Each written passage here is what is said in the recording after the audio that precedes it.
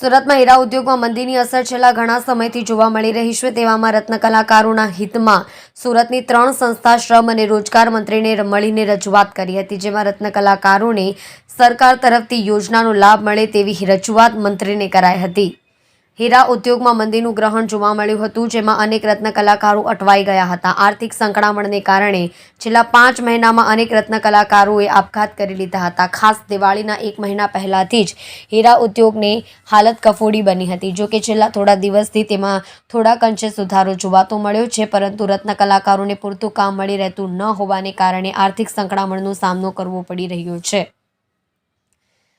નિરાકરણ માટે રાજ્ય સરકાર દ્વારા ભૂતકાળમાં જે રીતે રત્ન કલાકારો માટે રાહત પેકેજની જાહેરાત કરવામાં આવી હતી, તેવી જ જાહેરાત કરવામાં આવે તેવી માંગણી સાથેની રૂબરૂ મળી અને રોજગાર રજૂઆત રાજ્યના શ્રમ અને મંત્રી બળવંતસિંહ રાજપૂતને ડાયમંડ વર્કર યુનિયન અને JGEPC અને ઇન્ડિયન ડાયમંડ ઇન્સ્ટિટ્યૂટ દ્વારા કરવામાં આવી છે। હીરા ઉદ્યોગમાં 20 લાખથી વધુ રત્ન કલાકારો પોતાના પરિવારનું ગુજરાન ચલાવવા પર નિર્ભર છે। તેમાં અનેક મુસીબતો આવી, જેમ કે કોરોના, રશિયા યુક્રેન યુદ્ધ, ઇઝરાયલનું યુદ્ધ, આ બધાના કારણે હીરા ઉદ્યોગની હાલતમાં ભારે ઉતાર ચઢાવ જોવા મળી રહ્યો છે। તેમાં પણ દિવાળીની 3 મહિના સુધી રત્ન કલાકારોને પોતાના પરિવારનું ગુજરાન ચલાવવામાં ખૂબ જ હાલાકી ભોગવી રહ્યા છે।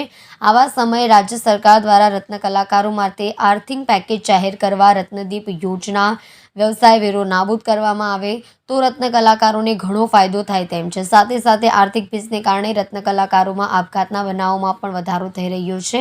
છેલ્લા 5 મહિનામાં 38 જેટલા રત્ન કલાકારોએ આપઘાત કરી લીધા હતા। આવા રત્ન કલાકારના પરિવારને આર્થિક સહાય આપવા માટે પણ વિચારણા કરવામાં આવવી જોઈએ। સમગ્ર મામલે મંત્રી દ્વારા પણ તાત્કાલિક રત્ન કલાકારોની માંગ પર અભ્યાસ કરવા સૂચન કરાયું છે। સુરતના રત્ન કલાકારો હીરાની ચમક આપી રહ્યા છે, ત્યારે હાલ રત્ન કલાકારો મૂંઝવણમાં છે।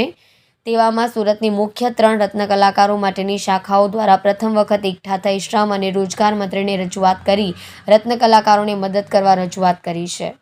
જુઓ રાજેશ મંગલે સાથે સુરત એક્સપ્રેસ ન્યૂઝ ચેનલ।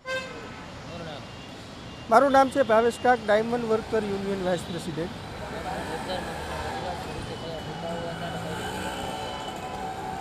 છેલ્લા ઘણા સમયથી હીરા ઉદ્યોગની અંદર ચાલી રહેલ ભયંકર મંદીના કારણે અસંખ્ય રત્ન કલાકારો બેરોજગાર બન્યા। તે બાબતે વારંવાર અમે ગુજરાત સરકારને રજૂઆત કરી હતી। ગઈકાલે ઇન્ડિયન ડાયમંડ ઇન્સ્ટિટ્યૂટના ચેરમેન શ્રી દિનેશભાઈ નાવડિયાના અધ્યક્ષસ્થાને અને gems and jewellery export promotion council regional chairman Shri Vijaybhai બાંગુકિયાના સમર્થનથી ગઈકાલે અમે શ્રમ અને રોજગાર મંત્રી, ગુજરાત રાજ્યના શ્રમ અને રોજગાર મંત્રી શ્રી બળવંતસિંહ રાજપૂતને મળ્યા હતા। અમારા જે મુદ્દાઓ છે એ મુદ્દાઓને લઈને અમે માંગણીઓ કરી હતી કે રત્ન કલાકારો પાસેથી લેવામાં આવતો વ્યવસાય વેરો, જે રત્ન કલાકારો ગુજરાતની અંદર 25 લાખ જેટલા રત્ન કલાકારો કામ કરે છે, બેરોજગારને આર્થિક પરિસ્થિતિથી સંકળાયેલા છે, એમના માટે આર્થિક પેકેજ જાહેર કરવામાં આવે। છેલ્લા 5 જ મહિનાની અંદર 38 રત્ન કલાકારોએ સુસાઇડ કર્યા છે માત્ર સુરતની અંદર, તો એ પરિવારોને આર્થિક મદદ કરવામાં આવે, રત્ન કલાકાર કલ્યાણ બોર્ડની સ્થાપના કરવામાં આવે, એ બાબતના મુદ્દાઓ લઈ આજે ગઈકાલે અમે શ્રમ અને રોજગાર મંત્રીને મળ્યા હતા અને સુરતની અંદર આ પ્રથમ વખત 3 સંસ્થાઓએ રત્ન કલાકારો માટે રજૂઆત કરી છે સરકાર સમક્ષ। તો આના માટે કાંઈ ને કાંઈ નિર્ણય સરકાર લેશે, અમે અપેક્ષા છે અને અમને વિશ્વાસ છે કે આના માટે આવનારા દિવસોની અંદર ગુજરાત સરકાર રત્ન કલાકારોનો દરકાર લેશે।